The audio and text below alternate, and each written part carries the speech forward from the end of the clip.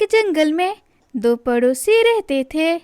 एक का नाम था राधा और दूसरी पड़ोसन का नाम था चमेली। दोनों ही सहेलियां थीं और दोनों ने अंडे दिए थे।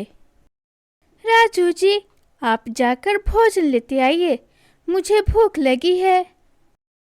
ठीक है राधा, मैं अभी भोजन लेकर आता हूँ, जब तक तुम अपना ख्याल रखना।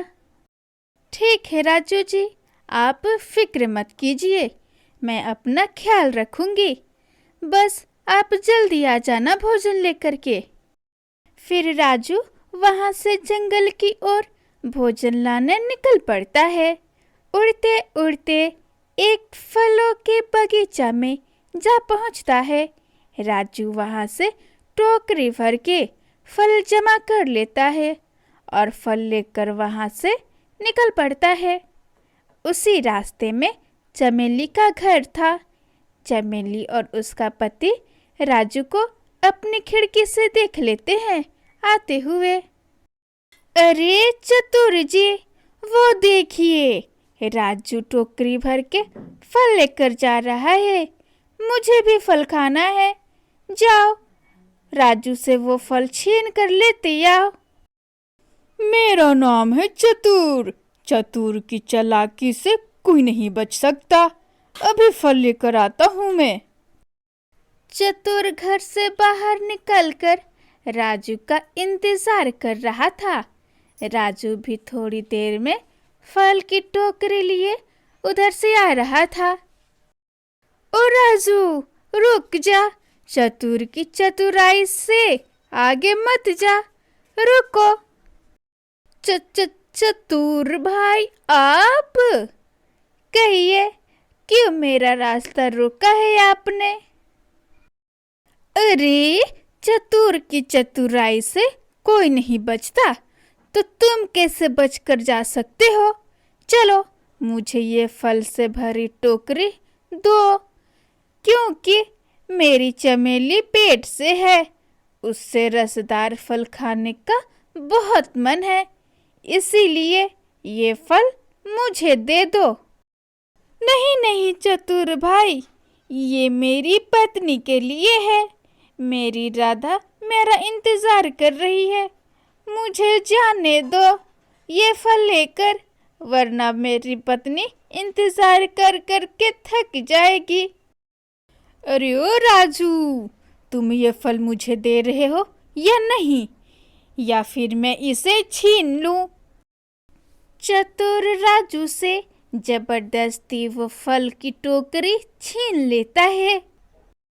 चतुर भाई, ये तुमने अच्छा नहीं किया। अपनी बीवी बच्चों को दूसरों का भोजन छीन कर खिला रहे हो। शर्म करो अपनी बेईमानी पर। जब देखो दूसरों का भोजन छीन कर खिलाते रहते हो। शर्म नहीं आती मुझे। चल चल, निकलो यहाँ से, मुझे ज्ञान मत दो। राजू फिर से उस बगीचा की ओर चला जाता है और बागीचा से टोकरी भर के फल लेकर अपने घर की ओर चल पड़ता है। राजू जी, मैं आपका कब से इंतजार कर रही थी, लेकिन आप नहीं आ रहे थे। इतनी देर कैसे हो गई आपको घर आने में? राधा, वो चतुर बहुत बदमाश है, उसने मेरी फल छीन लिया था। मैं फिर से दोबारा बगीचा गया था, इसीलिए मुझे आने में देरी हो गई है। वो दोनों कभी भी नहीं सुधरेंगे।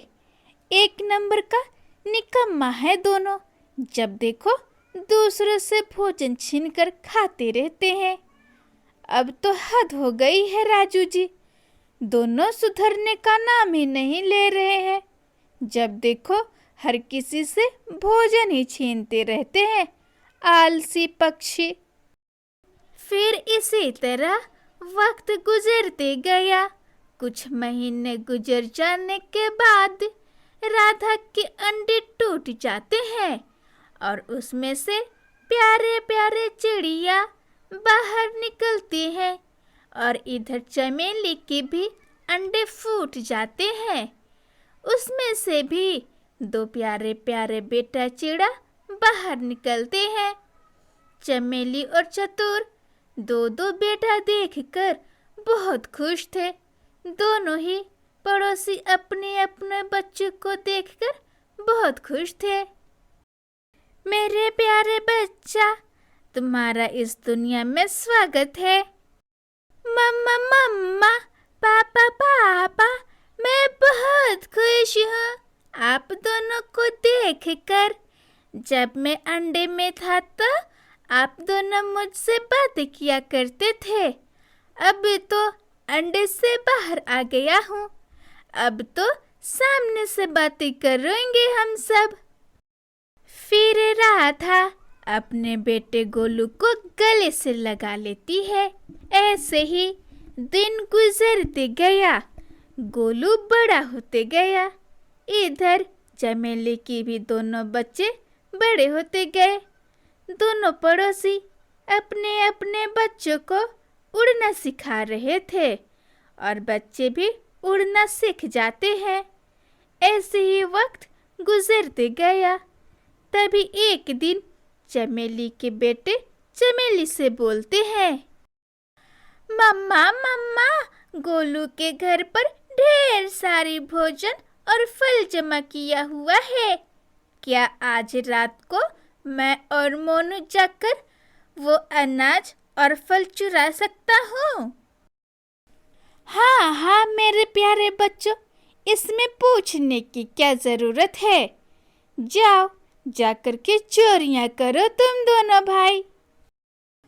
हाँ हाँ मेरे शेर बेटा, पूछने की क्या जरूरत है। और भला इतनी मेहनत की क्या जरूरत। हम तो वैसे भी आलसी पक्षी है और हमारे दोनों बेटे भी आलसी ही बनेंगे। मेहनत करने की कोई जरूरत नहीं है बच्चों। हमसे भला काम कहाँ होता है जो मेहनत करके भोजन ढूंढेंगे हम लोग। इसीलिए बच्चों, जिंदगी में शॉर्टकट आजमाओ। चोरियां करो चोरियां। ठीक है मम्मा पापा, आज रात को सारा भोजन चोरी कर लूंगा।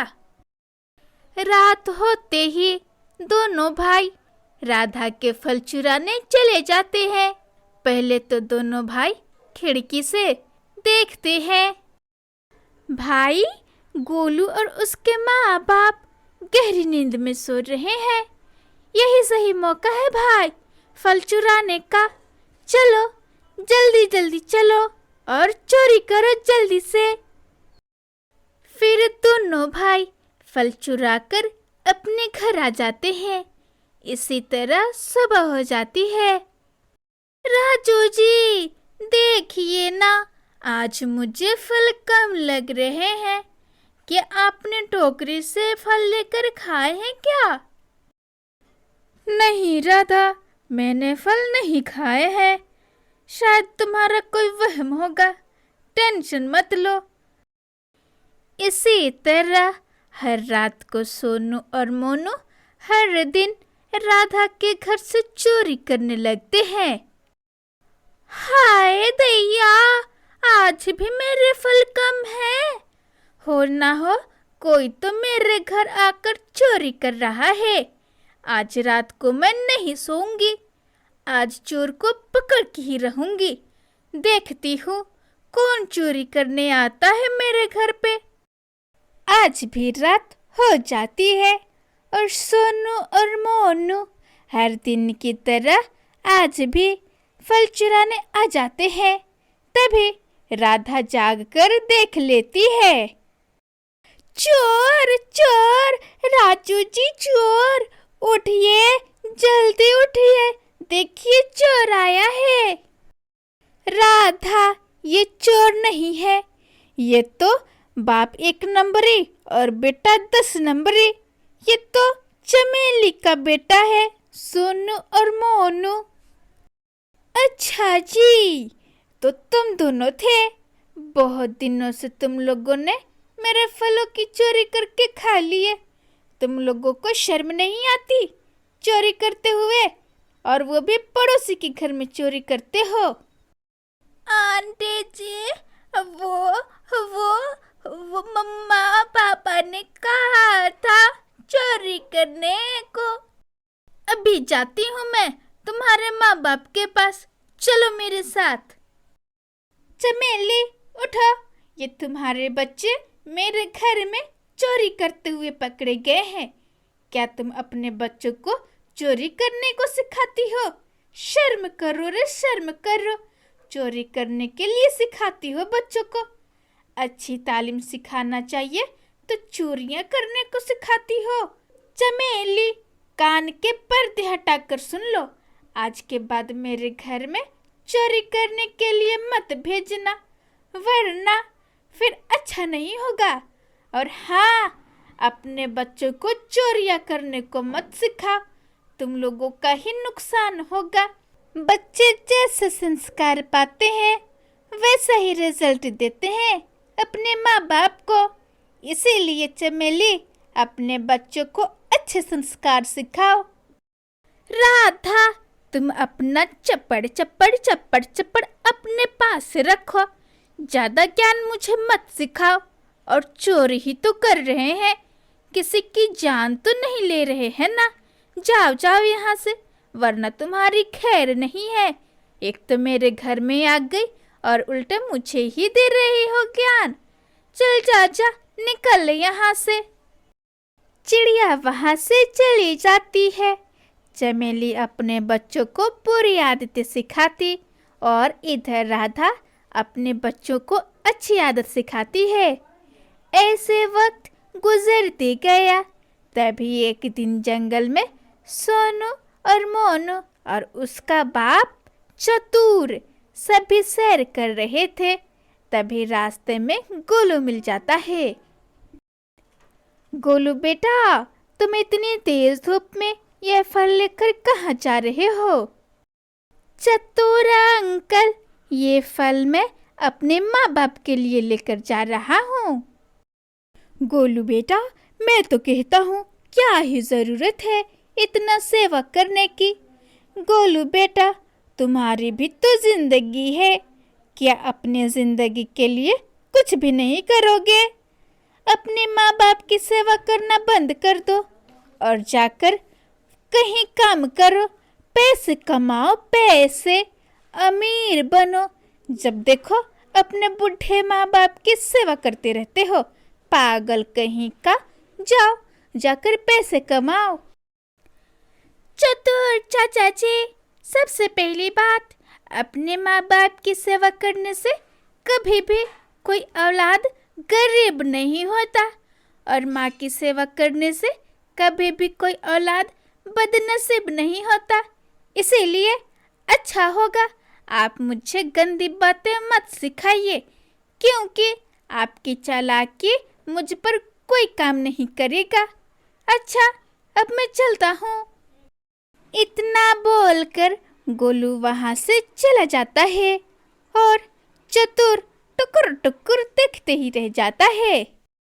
अरे ओ बूढ़े बाप, टुकुर टुकुर टुकुर टुकुर देखते ही रहोगे? चलो बूढ़े बाप, अभी तुझे भोजन ढूंढकर मुझे देना भी है। सोनू और मोनू, अब मैं बूढ़ा हो गया हूँ, मुझसे अब काम नहीं होगा। अरे, अब तो तुम लोगों को मुझे भोजन ढूंढ कर देना चाहिए, उल्टा मुझसे ही तुम दोनों भोजन ढूंढवा रहे हो। इतना बोलकर वहाँ से सोनू और मोनू चले जाते हैं और चतुर मन ही मन सोचता है, काश मैं भी राधा की तरह अपने बच्चों को अच्छी बातें सिखाता, तो आज मेरे बच्चे मेरी कदर करते।